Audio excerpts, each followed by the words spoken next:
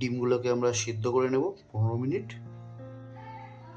গুলোকে আমরা গরম জলে একটু টস করে নেব, হালকা করে একটু ধুয়ে নেব, কারণ কিছু ব্যাকটেরিয়াস থাকতে পারে, তো গরম জলটা অল্প লবণ দিয়ে করলে পরে এটা ভালো। পেঁয়াজ আমি কেটে নিচ্ছি,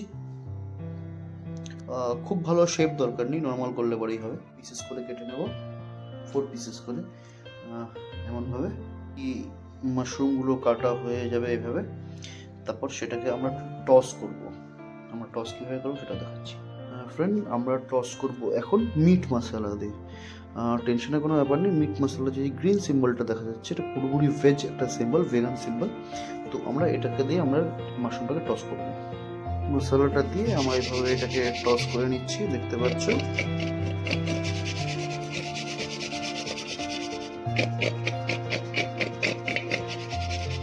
এটা করে দেওয়ার পরে 10 থেকে 15 মিনিট রেখে নিতে হবে। এইভাবে কেটে নেব, কারণ মেনলি টমেটোসটা আমি ইউজ করছি ঠিকই একটু গ্রেভি হওয়ার জন্য।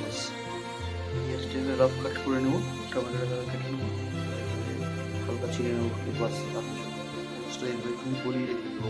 বিশেষ করে আমরা পেঁয়াজ, রসুন, শুকনো লঙ্কা দিয়ে আমরা একটু হালকা করে নেব, যতক্ষণ না পেঁয়াজটা ট্রান্সপারেন্ট হচ্ছে বা ততের উপরে।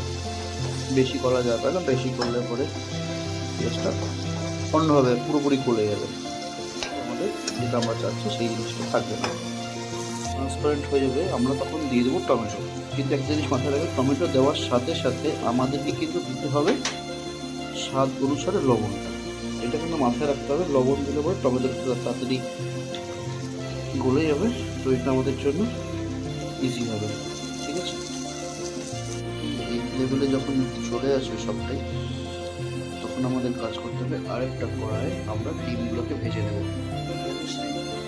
পরে এখন চিরা দিয়ে দিতে হবে, কাট করে দিতে হবে, তাহলে পুরো ভেতর দিয়ে জিনিসটা ডিমগুলোকে ভেজে নিতে হবে।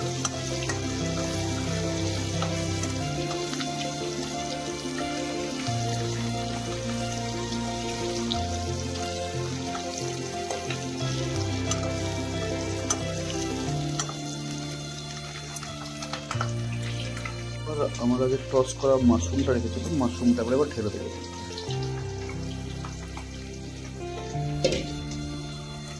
ঢেলে দেবো,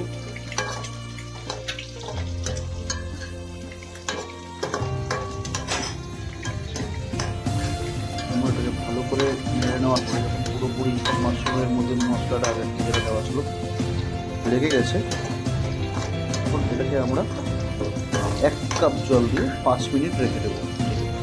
1 কাপ জল ভালো মতো দিয়ে